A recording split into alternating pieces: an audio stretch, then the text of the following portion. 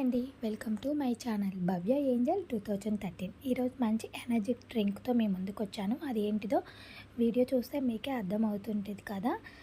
చాలా టేస్టీగా ఉంటుంది. పిల్లలు ఫ్రూట్స్ తిని పిల్లలు కూడా ఇలాంటిగా జ్యూస్ చేసిస్తే చక్కగా తాగి పెడతారు. ఈ సమ్మర్లో ఫుడ్ తీసుకోవడం కంటే ఇలాంటివి మంచి మంచి డ్రింక్స్ తీసుకుంటే హెల్త్కు చాలా మంచిది.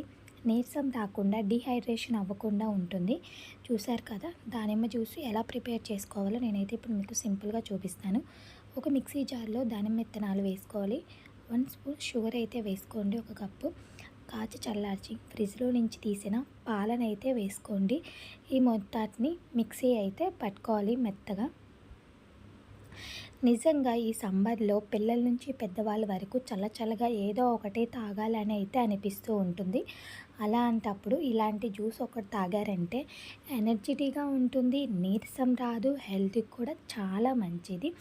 ఎవరు మిస్ చేసుకోకండి ప్లీజ్. ఎండ నుంచి మీరు తపనగా ఉంటే ఇలాంటి జ్యూస్ ఒకసారి తాగండి.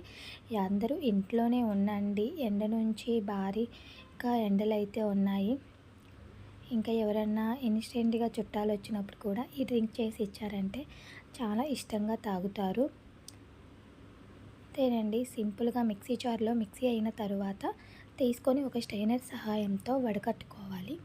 వడకట్టుకున్న తర్వాత ఇలా 2 గ్లాసులు తీసుకొని చల్లగా కావాలి అనుకుంటే 2 ఐస్ క్యూబ్స్ వేసుకోండి. లేదంటే ఐస్ క్యూబ్స్ స్కిప్ చేయండి.